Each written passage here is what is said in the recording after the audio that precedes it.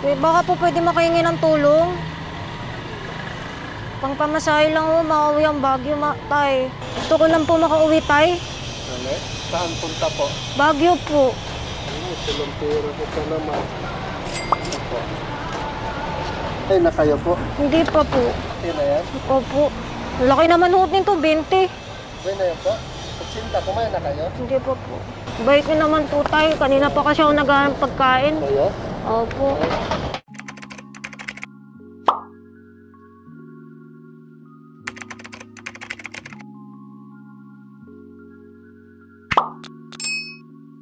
Hello mga kachika! For today's showbiz news, we will be talking about Ivana. As we have seen from this video, she did a little prank by dressing up and going around asking for money. For every peso that she receives, she will give 1,000 times that in return.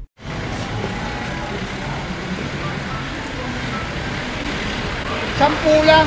Ampulong! Sige, pwede na ho yun. Barihan mo. Okay. Bait niyo naman po. Sampu lang ha. Yan pera eh. Ganon. Sir, ano nga ulit? Dodong! Dodong? Ako si Inday eh. Regalo para sa... Ano, experience science? Binigyan niya ako 10 piso. 10,000 pesos. Sa'yo yan. Salamat ha. Salamat din. Sa lahat na nandito siya lang yung tumulong sa akin. Siya lang nagbigay sa akin. Alam ko kasi pulubi ka eh. Oh. May pera talaga ako 50 pesos. Kaso lang, may family kasi. Eh, Gusto ko kaya naman sa'yo, okay na. Sir, sa'yo po yan. Salamat kasi tumutulong po kayo sa mahihirap. Hindi naman totally tumutulong. Kuya Dodong, Nakita inabot, kasi- at least tumulong pa rin po kayo. Maliit man o malaki, ang mahalaga, tumulong si Sir. Sir, baka ho pwede makahingi, pamasahe lang po. Kahit baryo lang ho. Sir. Ito kuya, magkano ito kuya? 45? Oo, 45. Sir, ang laki naman ho nito. Sir. Sir, ang laki naman ho ng binigay niyo eh. Oo, tama. Sandali lang po. Dahil po nagbigay si Sir. Ano po pangalan niyo, Sir? Arujin Karamat lang. Arujil. Sir, salamat po dahil nagbigay siya ng 10 piso kahit pagod na pagod siya. Kayo nagbigay sa akin, Sir. Nakita ko ba tutulak kayo, hirap na hirap kayo. Ano lang kasi yun eh, parang pinagkatulong na. Dahil kabarya-barya lang. Sir, gusto ko lang sabihin kahit barya lang ho, malaking tulong yun. 10,000 po. Sir, tanggapin niyo na ho. Dahil po, yung mga pinagagawa niyo po, malaking tulong yun sa ibang tao. Tagasan po kayo, Sir? Yan po sa Pasig. Pasig? Nagulat po ako nga. Pinasahan talaga na ganito eh. Malaking tulong na rin ito sa akin. Kahit saan ako nadaan, pag may nadaanan akong mga taong ganun, kaso si ma'am nagpanggap eh. Talagang binibigyan ko talaga. Pabarya-barya lang kasi tulad ko rin nila, mahirap ang buhay eh. Masasabi ko dyan sa ginagawa niya, ipagpatuloy niya lang yan ang ginagawa niya. Dagdag lang. Eh, magkano ba magkano na naipon mo? Kunti lang eh. Wala ka pa asawa? Wala po. Kain mo. Thank you po. Laki po Ano to sa bayo? Marami damit doon. Thank you po. Tara, ligo ka. Gusto mo? Sama ka sa kanya. O, ligo kami doon. Salamat po. Ano ba So si ate nagbigay sa akin ng 20 pesos. Bakit po kayo nagbigay sa akin, ate? Pangkain mo. Bait nyo naman ho. 20,000. Ate, tumutulong kayo sa mahihirap. Gusto ko mag-thank you sa inyo. Thank you kasi hindi ko expected na siya pala yun. Very happy kasi sa konting halaga, ganun yung kapalit. Hindi ko talaga inaasahan. And thank you so much talaga. Sana marami pa siya matulungan. Sa mga makatabi Huliin niyo po ba? Wala 5 piso, malaki daw yun. Wala ka pera? Wala po eh. Ko. Ay, ako din. Ganda po ako? Oo. 20 lang, wala pa akong benta. Wala pa kaming benta. Bakit? Diyan mo rin ako? Siyempre, kuya. Bakit? Kasi mabait po kayo. Sa inyo po yan. Para saan to? Para sa kabutihan mo. Hindi nga, sa akin mo talaga yan. Ayaw mo ba? Gusto, sobrang dami. Bigla ako eh, hindi ko naman nakakalain na mabibigyan ako ng biyaya galing rin sa Normal kasi sa akin yung pag may konti akong pera, naabutan ko. Sana marami pang matulungan si ma'am na kagaya ko. Lalo na pandemic ngayon, kailangan ng tao ng pera. Sana may maba pa yung pagtulong niya sa makatulad kong mahirap. Salamat! Te, baka pwede po makahingi ng barya.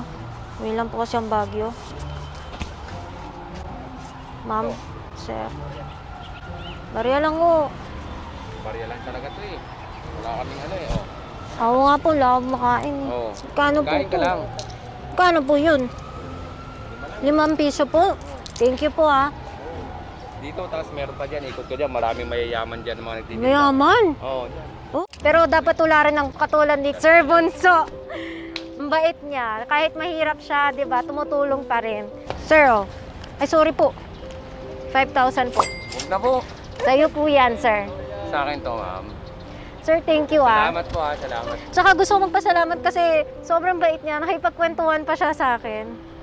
Sa akin talaga to. Sa'yo po, sir. Bili po kayo ulit ng payong niyo. Sige po, salamat po. Salamat po salamat. Bait niyo nga sa akin. Binigyan pa niya akong pagkain, Dadaling ko na po to, Sige lang.